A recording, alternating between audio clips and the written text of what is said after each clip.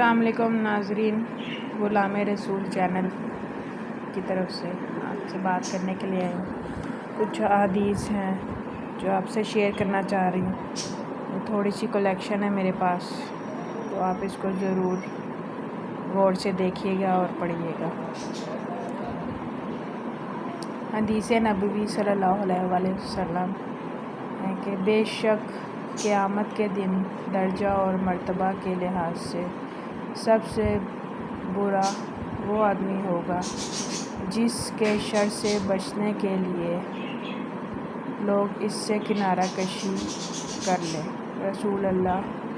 صلی اللہ علیہ وآلہ وسلم۔ کتنا یہ وہ ہے کہ مطلب کسی کے شر سے بچنے کے لیے لوگ اس سے کنارہ کشی کر لیں گے۔ یہ بھی ہمارے لیے ایک نصیحت ہے کہ ہم دنیا میں ایسے کام کریں کہ کوئی ہمارے لیے کوئی برا نہ کرے اور نہ ہم کسی کے لیے برا کریں۔ دوسری حدیث سے مبارکہ ہے کہ رسول اللہ صلی اللہ علیہ وآلہ وسلم نے ارشاد فرمایا، جو شخص رات کو وضو کر کے سوئے تو ایک فرشتہ اس کے پاس رات گزارتا ہے۔ جب وہ شخص اٹھتا ہے تو وہ فرشتہ کہتا ہے، اے اللہ، فلاں اپنے فلاں بندے کی مغفرت فرما کیونکہ وہ وضو کر کے سویا ہے۔ سبحان اللہ۔ اس لیے ہمیں چاہیے کہ ہم رات کو سونے سے پہلے ضرور وضو کریں اور اپنی یہ وہ بنا لیں، روٹین بنا لیں کہ ہم نے وضو کر کے سونا ہے، تاکہ ہم اللہ اور اللہ کے رسول دونوں کو خوشی پہنچا سکیں اور کوئی نہ کوئی ہمارا بخشش کا وسیلہ بن سکے کہ ہم اللہ کی اور اس کے رسول کے احکامات پر چلنے کی اللہ ہمیں توفیق عطا فرمائے۔ ہم دنیا داری میں اور ادھر ادھر کی اس میں مبتلا ہیں، ہمارے پاس رات کو موبائل ہوتا ہے یا ہم دنیا داری میں مصروف ہیں، لیکن اگر ہم ان حدیث کو یاد رکھیں اور اس کو اگر ہم اس پہ عمل کرنے کی کوشش کریں تو ہم شاید نہیں بلکہ حقیقتاً مسلمان ہونے کی حیثیت سے ہمارا ایمان اور اللہ پہ یقین توکل مضبوط ہونا چاہیے کہ ہم انشاءاللہ بخشش کروائیں گے اپنی۔ نبی اکرم صلی اللہ علیہ وآلہ وسلم نے فرمایا، تم میں سے ہر کسی کی دعا قبول کی جاتی ہے جب تک کہ وہ جلدی نہ کرے اور وہ کہنے لگتا ہے میں نے دعا کی مگر وہ قبول نہ ہوئی۔ اللہ تعالیٰ کی سے دعا کوئی بھی دعا مانگی جائے تو وہ رائے گاہ نہیں جاتی۔ ہر دعا رب کریم ضرور قبول و مقبول فرماتا ہے، لیکن ہمیں نہیں پتہ ہوتا کہ وہ ہماری کون کون سی ہمیں مصیبتوں سے بچا رہی ہے یا کون کون سی ہماری جو دعا ہے ہمیں آفات جو ہم پر آنے والی تھی ان سے بچا رہی ہوتی ہے۔ تو اس لیے ہم کسی کا بھی کچھ نہیں کہہ سکتے۔ رب سے جس نے جو منہ سے الفاظ نکال دیا وہ رب غفور الرحیم ہے، وہ گناہوں کو بھی معاف کرنے والا ہے اور وہ دعاؤں کو قبول کرنے والا ہے۔ بے شک سچے دل سے، سچی نیت سے اور اس کے اوپر توکل سے وہ دعا یا وہ الفاظ منہ سے نکالے جائیں تو وہ غفور الرحیم، وہ سب کا پیدا کرنے والا وہ ایک ذات ہے اور وہ ہے اللہ تعالیٰ کی، اور وہی ہے جو سب کی دعائیں بھی قبول فرماتا ہے اور سب کی جو ہے وہ دل سے کسی نے دعا مانگی اور اس کو آفات سے بھی بچاتا ہے، اس کی ساری دعائیں قبول کی جاتی ہیں۔ اور اگر کچھ دعاؤں کی قبولیت میں دیر سویر ہو جاتی ہے تو وہ بھی اس کے پیچھے رب کریم کی کوئی نہ کوئی مصلحت ہوتی ہے، تو وہ اس لیے دعا تھوڑی آگے پیچھے ہو جاتی ہے اور وہ بھی اس کو کہیں نہ کہیں سے کوئی نہ کوئی وہ فائدہ اسے دے رہی ہوتی ہے۔ کبھی کسی کا چلتے چلتے ایکسیڈنٹ ہونا ہے، وہ دعا اس کی وہاں لگ گئی، کوئی کسی کو اچانک بیماری پکڑ لے، اس طرح سے اس کی ہر دعا قبول ہوتی ہے اور رب کریم سب دعائیں قبول فرماتا ہے۔ نبی کریم صلی اللہ علیہ وآلہ وسلم کی نصیحت۔ رسول اللہ صلی اللہ علیہ وآلہ وسلم نے فرمایا، جب تم میں سے کوئی شخص کوئی جمائی لے تو اس کو اپنا ہاتھ منہ پر رکھ لینا چاہیے، کیونکہ کھلے منہ میں شیطان داخل ہو جاتا ہے۔ اب اسی کی مثال لے لیں کہ آج کل کے بچے اور وہ اس طرح سے وہ لے رہے ہوتے ہیں۔ ہمیں چاہیے کہ ہم اپنے نیو جنریشن اور بچوں کو یہ بتائیں اور تربیت دیں کہ جب بھی کسی کو اس طرح سے جمائی آئے تو وہ اپنے منہ پر ہاتھ ضرور رکھ لے۔ ایک تو یہ مینرز کے بھی خلاف ہے، اور دوسرا شیطان جو ہے اس کو موقع مل جاتا ہے اس کے منہ میں داخل ہونے کا۔ اور اس دور میں کسی نے جس نے اپنے آپ کو بچا لیا وہ آج کے دور کا ولی بندہ ہوگا،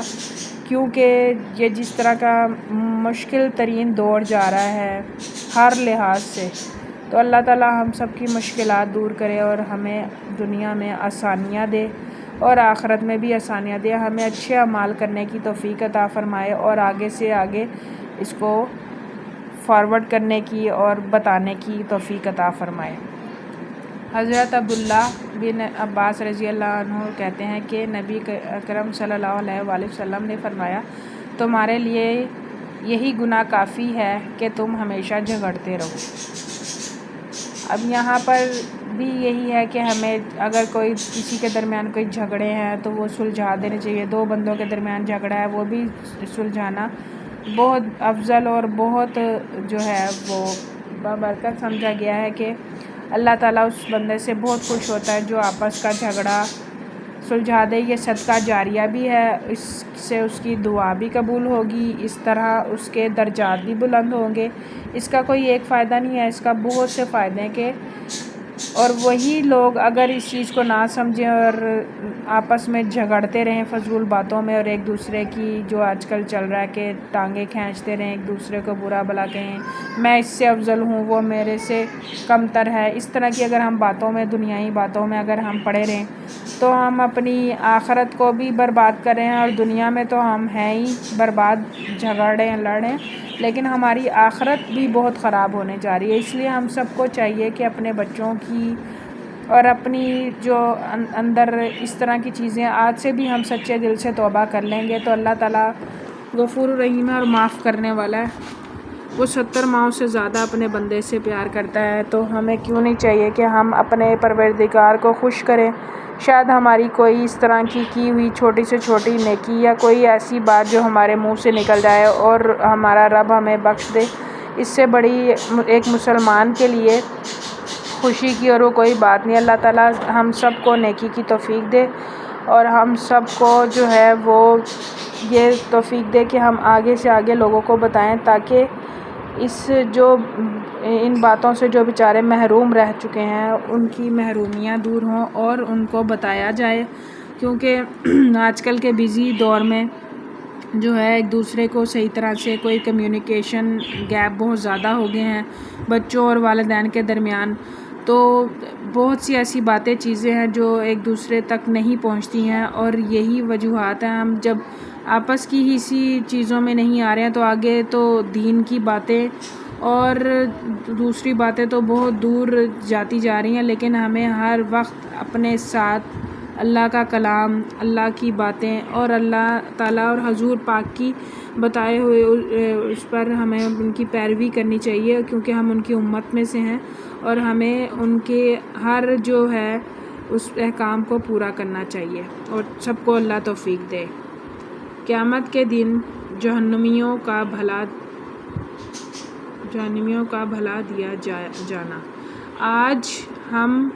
ابھی انہیں اسی طرح بھلا دیں گے جس طرح وہ اس دن کی ملاقات کو بھولے رہے اور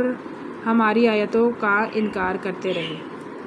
اس کا مفہوم یہ نکلتا ہے ناظرین کہ قیامت کے دن جہنمیوں کو بھلا دیا جانا کا مطلب یہ ہے کہ ان کو ایسے بھلا دیا جائے گا، کیونکہ ابھی تو وہ بے فکر ہیں، بے فاقہ ہیں، انہیں کوئی فکر نہیں ہے، وہ دنیا کی عیش و عشائش میں ایسے ہی مصروف ہیں کہ انہیں کچھ نہیں نظر آ رہا۔ اس ٹائم صرف انسان کو پیسہ، یا وہ جو ہم سنا کرتے تھے بچپن میں کہ نفسا نفسی کا دور اور آپس میں اس طرح کا دور چلے گا، تو وہ چیزیں اور وہ پیشن گوئیاں وہ سامنے آتی جا رہی ہیں، نفسا نفسی کا دور اور اسی طرح کا دور چل رہا ہے، اور ابھی لوگ سب بھولے ہوئے ہیں کہ ایک قیامت کا دن بھی آنا ہے اور ہم سے پوچھ گچھ ہوگی، اور اللہ کے پیارے جو بندے ہیں ان سے جو ہے